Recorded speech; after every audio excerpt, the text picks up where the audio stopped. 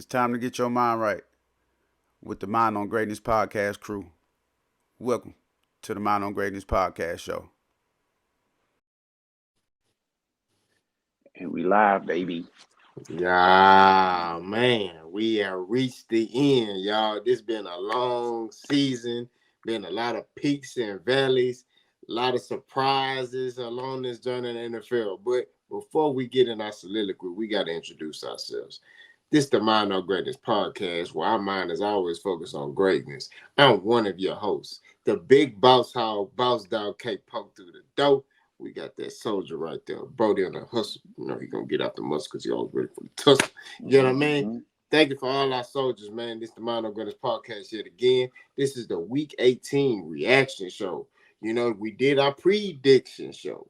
Now we doing a reaction show. You know what I mean? And we're going to talk about a couple of games that we highlighted last week. So, B, we finna start this thing off right. Titans versus Jaguars. The Titans got that dub, right? They took care of business. Let me know what you saw in that game. You know what I mean? You don't need to throw no stats out there. Just let me know what you saw, right? And, you know, what happened to the Jaguars? Why they collapsed? Let me know something. Hey, what it is, folks? Greeting from us to you. You know what I'm saying? I normally don't do this here. I normally don't toot my own horn. Well, I should say we normally don't toot our own horn, but you know what I'm saying? Last week with the predictions, we got all of them right, 100%. So I'm gonna give us a pat on the back for that. You feel me? You know what I'm saying? It was an all AFC prediction, so we're gonna keep it right there. But right here with this game, the Jags versus Titans. You know what I'm saying? Duval County Jaguars had to go over to Tennessee and take on the Titans. From what I seen, without my bifocus on, was exactly what we predicted. You know what I'm saying? The Jaguars straight up strictly had trouble because Mike Vrabel and that Tennessee Titans team was not finna go down without a fight, just like we said. You know what I'm saying? Mike Vrabel was looking to make a point. He was looking to have something to build on. Granted, they still fired him, which I don't know why they did that. Anyway, that's another topic, another subject. We'll get to that later on. But at the same time, you know what I'm saying? The Jaguars just didn't have enough. They didn't have enough. They wasn't ready. You know, Trevor Lawrence was battling injuries. You can see it was evident. He couldn't get the ball out, you know, on time. You know, he couldn't get it out accurately due to the injury to his shoulder. You know what I'm saying? He really couldn't make plays with his leg. He made a couple plays, but you can tell he was injured. But overall, they just could not stop that train. Derrick Henry and that other running back, Tajay Spears from Tulane. They could not stop him. The boys was doing their thing, you know what I'm saying? Tajay Spears was catching it, taking it to the end zone. He was getting carries. He was running all over the place. And Derrick Henry was on a different type of level. He knew what it was. It was the end of the season. It was time for him to make a move. So he had to leave an everlasting impression until next season so he can get to where he want to get, which is the bag, baby. You know what I'm saying? They don't want to pay running back. So he said, you don't want to pay me? Okay, I'm going to make you pay me right here in this final game. And I'm finna help take the Jaguars out of the playoffs as well. So overall, the Jags just didn't have enough to slow these two running backs down. You know what I'm saying? Ryan Tannehill, again, like we said, he was going to have to be the ultimate game manager, and that's exactly what he was. He got in there. He was efficient. Again, we're not going to speak on, you know, solidified stats, but again, he was efficient. He did what he had to do to get that ball club a win. You know what I'm saying? To have something to build off of going into next season. Again, it sucks that they're not going to keep a coach like Vrabel because he's one of those coaches where everybody's going to want him as a head coach. And I'm gonna say this right here. I'm gonna give y'all a little sneak preview.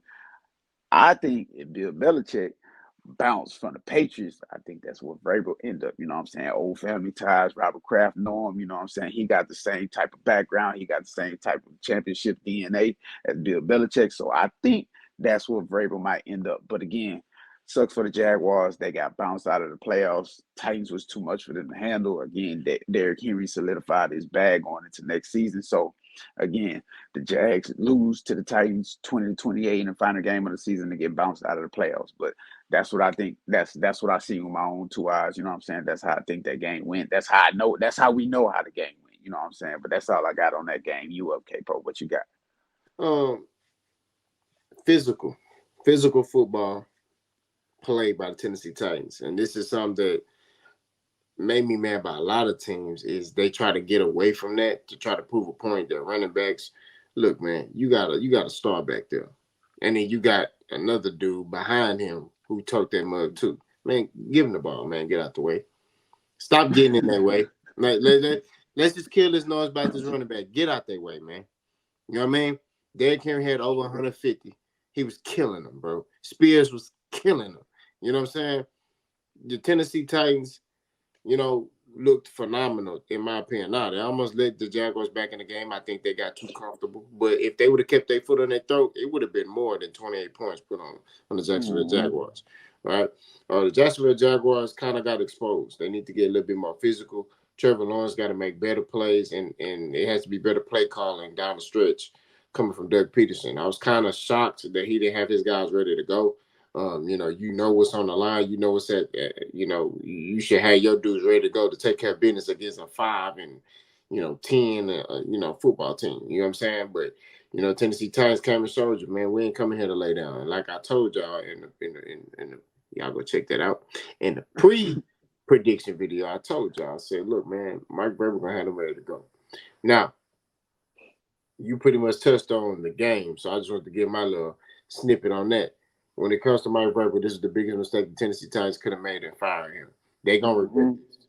They definitely gonna regret this, and I get it. You looking across the pond in your division, and you see a coach take a team that won 3 games last year, and now they're in the playoffs. I understand that, but at the end of the day, what are you giving Mike Vrabel to work with? Y'all drafted Malik Willis. He's the third string quarterback. Y'all drafted Levis.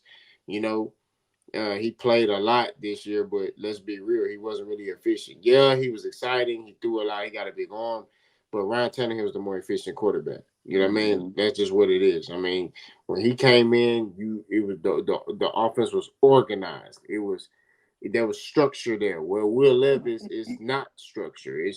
He running around like his hair on fire. And yeah, it's cool. It's cool for a little bit, but when them must start throwing picks, because once they get tape on you, that's it. They start saying, "Oh, he like to drift to his left, then throw the ball." All right, cool. I'm just gonna sit here then, and then they sit there, pick. Now he trying to get risking his body because he trying to tackle the corner. You know what I'm saying? Right. I think it's just a major mistake. You know what I mean? I think they definitely gonna regret this. The Tennessee Titans might take a step back. I'm not gonna lie to you. Might take a step back. Hopefully, they don't try to come get our offensive coordinator, Bobby Sloan. Bobby, if you see this, stay where you at, bro. Do not leave this city. Stay where you at. You know what I'm saying? That's what I it agree. is. Stay where you at. But we're going to segue to the next game, man. We got them Bills, man. They took care of business against the Dolphins. It was a close one, nail biter, but they got it done. They won the AFC East. What you see in that game, B? Let me know something. Again, another decent game to watch in the final week of the regular season on the NFL, the Bills versus the Dolphins. Now, originally I had picked the Bills to win this game at least by 14 or 17 points, but at the same time they should have, because Josh Allen I ain't gonna lie, he started having that gunslinger mentality, especially early on in the game, where I don't know what he was seeing. I don't know if it was a miscommunication or whatnot, but he was throwing some crazy passes. His first pick was, I guess, a miscommunication between him and Gabe Davis, excuse me, where he just kind of threw it up for grabs. Gabe again went one way. Josh Allen threw it directly to, I believe it was Eli Apple, so that ended up being the pick. Took some early points off the board. Then there was another play where it was fourth down, where I kind of get it. You just threw it up for grabs, but at the same time, that's not what you should be doing as Josh Allen. But again, he was still kind of efficient. I got a small stat. Excuse me. He was 30 for 38. He had a bunch of yards. He still got his team in the end zone and did what he had to do. But at the same time, like he made that game a lot closer than what it had to be. You know what I'm saying? If he get those 2 early offensive drives back, I believe he go ahead and beat not the Buffalo Bills, my bad. He go ahead and beat the Miami Dolphins by 2 touchdowns. You know what I'm saying? But again, it was an overall good performance for the team as a whole. You know what I'm saying? They played good defense, played decent offense. They played solid special teams. You know what I'm saying? They did what they had to do. And as far as the Dolphins, again, they finally showed a little fight, a little fight, a little fight. You know what I'm saying? But again, we all know that physicality is not the Dolphins' forte at all. You know what I'm saying? Their speed, their finesse. They like to get out early. They're a track team. You know what I'm saying? And they tried to do that. They tried to get out. And they tried to get out of the blocks from the jump, but at the same time, again, it just wasn't enough. I get it that they're plagued by injuries, especially late in the season. You know what I'm saying? They lost Phillips, they lost Chubb, they lost a couple other guys that was meaningful to that defense. So all in all, they just ended up not having what they needed to win this week 18 game and get first in this division so they can walk off into the playoffs and have it a little bit easier. But then again, if you look at the playoff picture, this is not an easy playoff schedule for any team in the playoffs this year. But again, that's another topic, another story, another episode. We're gonna get to that. But again, the Dolphins got to find a way to get physical with what they have. They have to find a way to get physical in these playoffs, or they will get bounced. But again, let's stick to Week 18. Tua, man, what you call him, Capo? Tua Winfrey, you get an interception. You get an interception. Oh, coach, you want one? You get an interception. That's how my boy Capo put him out there. Tua Winfrey, he was out there throwing them things, man. And I just don't understand, like, what are you seeing for you to have to throw interceptions like this? Because if you take away the interceptions and they get those points, those 3 points, those 6 points, 7 points, or whatever the case may be, you know what I'm saying? They win this game. I ain't gonna say they win this game easy, but they can walk away with this game at least and win by 3 points. But Tua has to calm down, collect himself, find this guy in Tyreek Hill, and if you can't find Tyreek Hill, find everybody else. It's okay if you can't get it to Tyreek Hill. You don't have to get flustered in the pocket and just start putting up the ball just because you can't get it to Tyreek Hill. Calm down, stay cool, calm, and collected, and do what you got to do.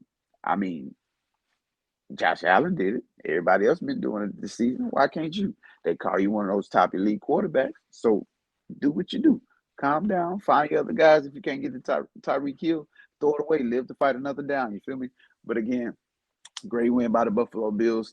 They came from a long way because early on in the season, the boys was not predicted to win more than what 5, 6 games. They came all the way back, came run back and won the whole division. So kudos to them, hand clap to them, you feel me? But that's all I got on this game. Good job, Bills. 21-14 win for them. This was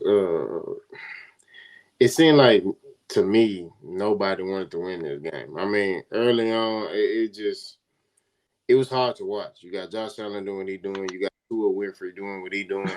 It was just like who really want to win this game, bro? You know what I mean?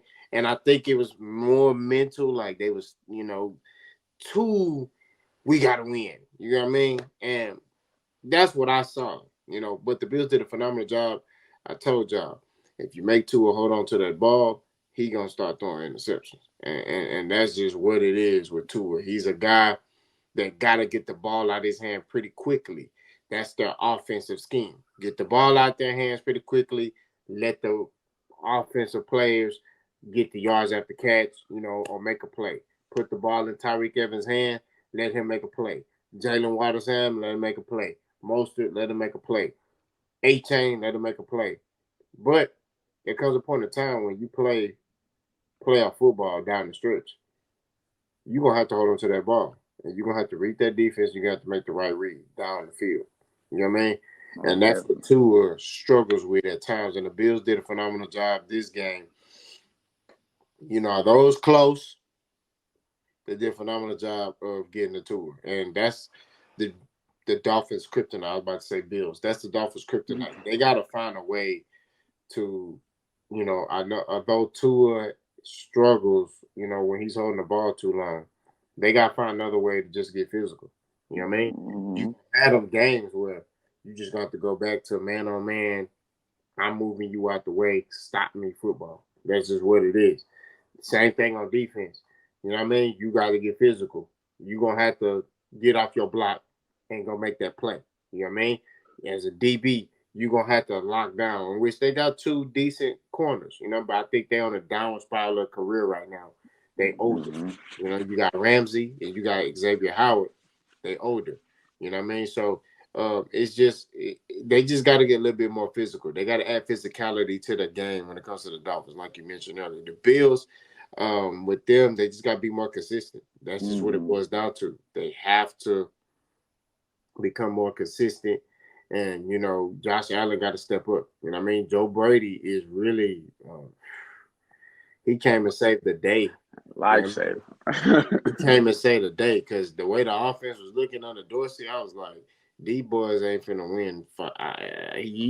They was saying 5. I was like, they ain't even gonna win 4. They finna go 3 and whatever. I ain't finna hold you. That was my mindset.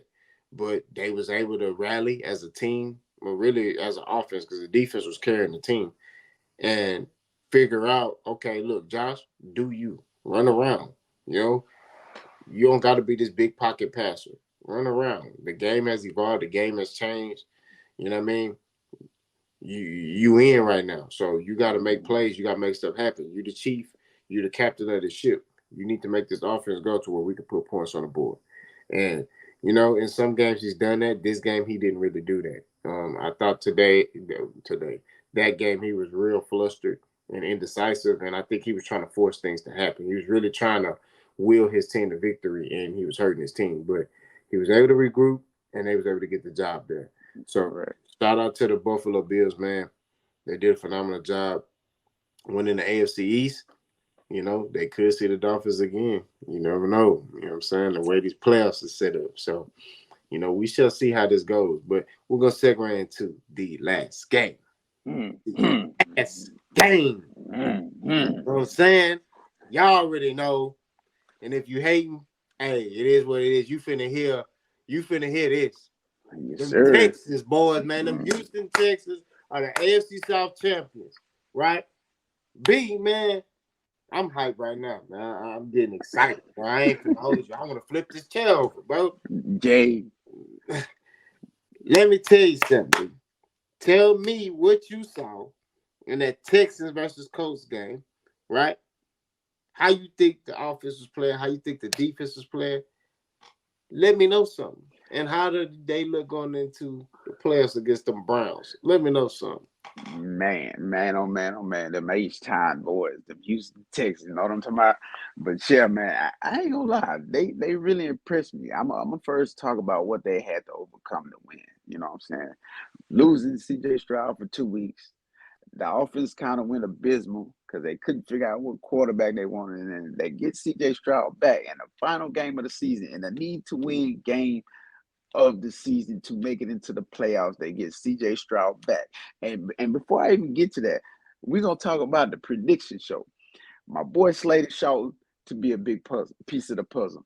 I slated Nico Collins to be a big piece of the puzzle. Of course, we're gonna throw Devin Singletary in there because he is a piece of that puzzle, and we already know the masterpiece of the puzzle when it comes to the people on the field that's operating as C.J. Stroud. They get them back in this game, and they do just exactly what we said in the prediction show. I predicted Nico Collins to have a big game through the air, and what do? Right out of the gate, the very first play, CJ Stroud drops back. He let it rip. Nico Collins is on the receiving end, looks at the DB, shakes him off, and walks into the end zone. You know what I'm saying? If that ain't the H-Town thing to do right there, I don't know what is. You know what I'm saying? We here to show the people that we is not here to play. Good job, D'Amico. Good job, Slowy. Good job, Stroud. Good job, Nico. Good job. The first drive of the game, the first play of the game just set the whole tempo of the game. Now, I'm gonna bring it down a little bit and I'm gonna talk about what the Texas defense, you know what I'm saying? The Texas defense had overcome to still win. Do y'all know this man, Jonathan Taylor Snap? Dude put up 150 plus rushing yards. And the Texans still won the game. You know what I'm saying? Normally, back in the gap. When I say back in the gap, I mean back in the day. You know what I'm saying? The past Houston Texans, if you put up 150 rushing yards, the Texans is done. They done so. They finished. They losing. They going home with a sad face. You know what I'm saying? But this game, they wasn't worried about that. You can have your 185 rushing yards. You can have your decent passing yard. Michael Pittman can have his few catches, but we not laying down. We not rolling over. And that's what the Texans did. They kept fighting tooth and nail. And not only that, I predicted the game to be 24-17, and we got the score of 23-17. You feel me? So Again, I'm feeling good. I like it. And we in the playoffs. Yeah. We knocked off the team we needed to knock off. We got the help from the Titans. And not only that, the Steelers took care of business on the other side. They helped us out. So we got to roll in the playoffs, baby. We in there. So again, for for the Colts, you know what I'm saying? Not a bad game by them. Not a bad game at all. You know what I'm saying? You gotta applaud Garner Minshew because again, he was not slated to be the starter. He wasn't supposed to play the season. They had Anthony Richardson. The first game they knocked us off. You know what I'm saying? Anthony Richardson, battle of the rookie quarterbacks. He got the best of the Houston Texans, but he was injured. So next season, I look for him to come back and be ready to battle, be ready to fight because he got a chip on the shoulder now. He got something to prove. You know what I'm saying? This was supposed to be the division with the true battle of the rookie quarterbacks. You got Will Levis, you got Anthony Richardson, you got C.J. Stroud. You know what I'm saying? So this division is going to be stacked next season. Now, I don't know I don't know what the Titans going to do. They got to figure a bunch out. But at the same time, I look for C.J. Stroud and Anthony Richardson, excuse me, to battle it out the rest of their careers as long as they are both in this division. And we're going to see me, in my opinion, how I think the draft should have went. Number one versus number two. Stroud being number one, Anthony Richardson being number two. I think that's how this division gonna go for the rest of their times throughout their careers, as long as they're in this division together. But again, good job by the Colts. But major keys, major hand clap to the Houston Texans, D'Amico Ryans again, Bobby Slowick, and the rest of that team over there. The defense played phenomenal when it came to the passing game because I ain't gonna lie. Once they got the running game going, I was like, oh my God, this is gonna be a long game because the running game clicking for the Colts, and I thought the passing game was gonna get to going, but they chose to let them have the run game and slow down the passing game. So again, good job by the Houston Texans. Great job, C.J. Stroud. Great job, everybody. Dalton Schultz, everybody for doing your part and keeping the puzzle together. Big win, big win, big win by the Texans. And I look for them to make some noise in the playoffs. But again, that's another episode. We'll talk about that later. But K-Po, go ahead. And I know you want to get yours out. Go ahead and get yours out, baby. Man, let me say this here, man. This was a phenomenal feeling just being a Texan fan because we've been in these moments so many times to where they need a big game or they need to win a big game and they don't do it. And part of that was still in my mind. Not gonna lie to you, like, man, they gonna lose. But I said I had to will myself to be like, they gonna win. And I didn't when I saw CJ Stroud drop back, it was like in slow motion. And I'm talking about first play. I'm thinking they're gonna be conservative. Okay. CJ Stroud gonna throw a slant, first down. No, this man dropped back, threw a ball, 70-something yards, touchdown. I said, okay, they coming the ball. And I like that, right? And then think about it. They were aggressive all game, right? They still was trying to shoot. Wasn't no safety on their Glock. They trying to bust. You know what I mean? He dropping back. He looking. He still looking for that deep. Okay, he ain't open. All right, cool. I'm gonna throw it over here off my back foot across the field to Nico Collins so he can dive and catch the ball, bro. Bro, and then when you look at that play, that safety was supposed to basically take that post right away from, but I think it was Dalton Schultz route that drew him to focus the safety to go inside the hash. And that's when Nico went behind him on that post. And that's how he was able to put that ball so perfectly in the breadbasket. You get what I mean? And I got to send a shout out to D'Amico and Bobby Slowick too, because that was excellent play calling. They were sharp all game. Now, granted, the Colts, like you said, they came to play too. You know, they didn't come to lay down. They was running that rock. You know what I mean? And like you pointed out, normally when the team is running the ball on the Texans, it's an L. They walking out there with the L, their head down. They look at the scoreboard, it's 40-something to 20-something because they didn't quit. No, D'Amico got them fighting. You know what I mean? They kept fighting. Yes, they let them have a run, but we're going to take away that pass game. You not Michael Pittman, hey, nah, you ain't doing nothing today. You ain't. I ain't even hear his name. He was on the field. I ain't even hear his name. You know what I'm saying? So I'm gonna keep it a stack bundle. You know what I mean? They did a phenomenal job with scheming. You know, DeForest Buckner. I don't think he had a sack. You know what I'm saying? You know what I mean? They did a phenomenal job with their scheming. They did a phenomenal job with executing. I mean, D'Amico just had them playing free, but they were still disciplined and focused. Now, granted, they had a couple of penalties. I think they had 4 penalties. Mm-hmm.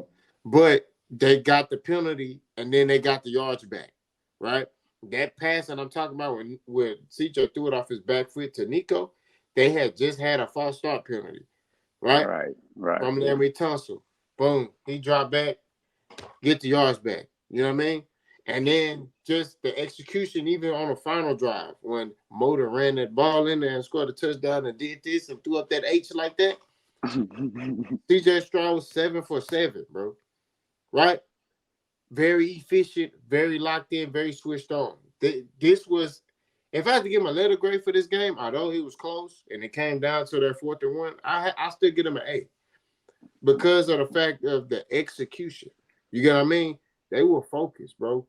They were focused, and I really applaud D'Amico Ryans for having these guys locked in, especially CJ Stroud, having these guys locked in.